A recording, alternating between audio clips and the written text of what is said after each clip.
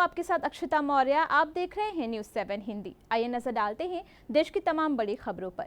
महाराष्ट्र के उप मुख्यमंत्री एकनाथ शिंदे उस समय नाराज हो गए जब एक मीडिया कर्मी ने उनसे अलग हुए चचेरे भाइयों उद्धव और राज ठाकरे के बीच सुलह के अटकलों पर सवाल किया।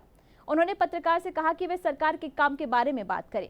दरअसल शनिवार को जब शिंदे सातारा जिले में अपने पैतृक गांव दौरे पर थे, तब पत्रकार ने शिवसेना प्रमुख उद्धव ठाकरे और महाराष्ट्र नवनिर्माण सेना के अध्यक्ष राज ठाकरे के बीच सुलह की चर्चा पर उनकी प्रतिक्रिया मांगी। इस पर शिंदे नाराज हो गए और रिपोर्टर की बात को अनसुना कर दिया। शिवसेना नेता ने कहा कि काम के बारे में बात करें। दरअसल राज ठाकरे ने फिल्म निर्माता महेश मांजरेकर के साथ एक पॉडकास्ट साक्षात्कार रिकॉर्ड किया था। इसमें उन्होंने कहा था कि अविभाजित शिवसेना में उद्धव के साथ काम करने में उन्हें कोई समस्या नहीं थी। इस साक्षात्कार को कुछ सप्ताह पहले रिकॉर्ड किया गया था, लेकिन इसे शनिवार को जारी किया गया। इसके बाद से ही दोनों के बीच सुलह की चर्चा शुरू हो गई। उन्होंने ये भी कहा कि सवाल यह है कि क्या उद्धव उनके साथ काम करना चाहते हैं। उद्धव और राज ठाकरे ने संभावित सुलह के अटकलों को उस वक्त और हवा दे दी जब उन्होंने कहा कि वे मामूली मुद्दे को नजरअंदाज कर सकते हैं और लगभग 2 दशक के कटु अलगाव के बाद हाथ मिला सकते हैं।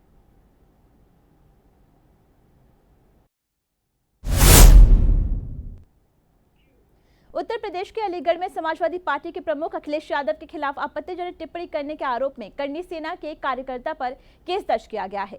आरोपी ने समाजवादी पार्टी के सांसद रामजीलाल सुमन के सिर पर इनाम घोषित किया था। उसने अखिलेश यादव के खिलाफ आपत्तिजनक और भड़काऊ भाषा का इस्तेमाल किया था। सर्किल ऑफिसर अभय कुमार पांडे ने बताया कि करनी सेना के कार्यकर्ता मोहन चौहान को शुक्रवार रात को जवाब पुलिस थाने की सीमा के अंतर्गत उसके आवास से गिरफ्तार किया गया है। उसकी आपत्तिजनक टिप्पणी सोशल मीडिया पर वायरल हो रही है। पुलिस ने उसकी भड़काऊ टिप्पणियों से शांति को खतरा होने के मद्देनजर उसे गिरफ्तार किया है।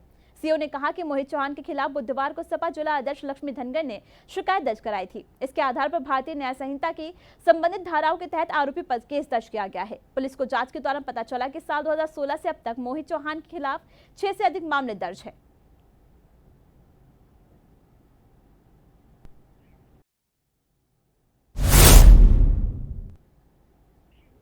रविवार को कांग्रेस ने सुप्रीम कोर्ट पर भाजपा सांसद निशिकांत दुबे और उत्तर प्रदेश की पूर्व उप मुख्यमंत्री दिनेश शर्मा की विवादित टिप्पणियों को लेकर भाजपा पर निशाना साधा। साथ ही कांग्रेस ने भाजपा पर कई गंभीर आरोप भी लगाते हुए कहा कि भाजपा अध्यक्ष जेपी नड्डा का इन बयानों से खुद को अलग करना सिर्फ क्षति नियंत्रण है, जबकि सवाल यह है कि दोनों सांसदों पर कोई कार्रवाई क्यों नहीं हुई है। साथ ही पार्टी अध्यक्ष जेपी नड्डा के बयान को केवल डैमेज कंट्रोल बताया है। आपको बता दें कि भाजपा सांसद निशिकांत दुबे ने सुप्रीम कोर्ट पर सवाल उठाते हुए कहा था कि अगर कानून सुप्रीम कोर्ट को ही बनाना है तो संसद और विधानसभाएं बंद कर दी जाए। उन्होंने सीजेआई संजीव खन्ना पर भी सीधा निशाना साधते हुए कहा कि वे देश में गृह युद्ध जैसे हालात पैदा कर रहे हैं।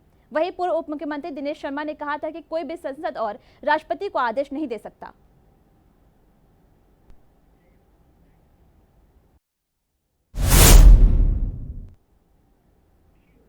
सपा प्रमुख अखिलेश यादव ने आगरा में सामाजिक न्याय की नई क्रांति का नारा दिया। उन्होंने कहा कि सामाजिक न्याय की वैचारिक लड़ाई का आगरा नया केंद्र बनकर उभरेगा।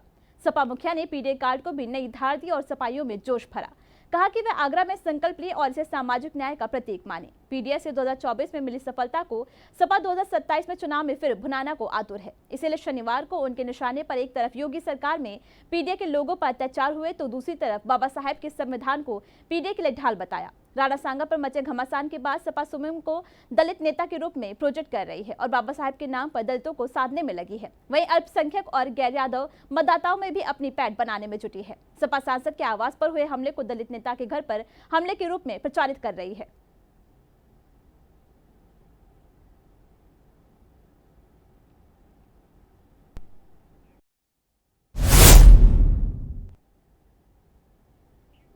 उधमपुर से भाजपा सांसद और केंद्रीय मंत्री डॉक्टर जितेंद्र सिंह ने सोशल मीडिया पर बताया कि बीती रात रामबन क्षेत्र में भारी ओलों की बारिश, तेज हवाएं और कई स्थानों पर भूस्खलन हुआ था। इस प्राकृतिक आपदा से राष्ट्रीय राजमार्ग बंद हो गए और दुर्भाग्यवश 3 लोगों की मौत हो गई है, जबकि कुछ परिवारों को संपत्ति का नुकसान हुआ है।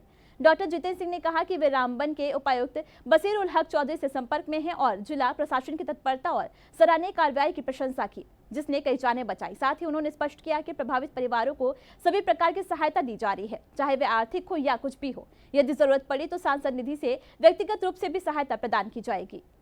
देश की इन खबरों में बस इतना ही। देखते रहिए न्यूज़ 7 हिंदी।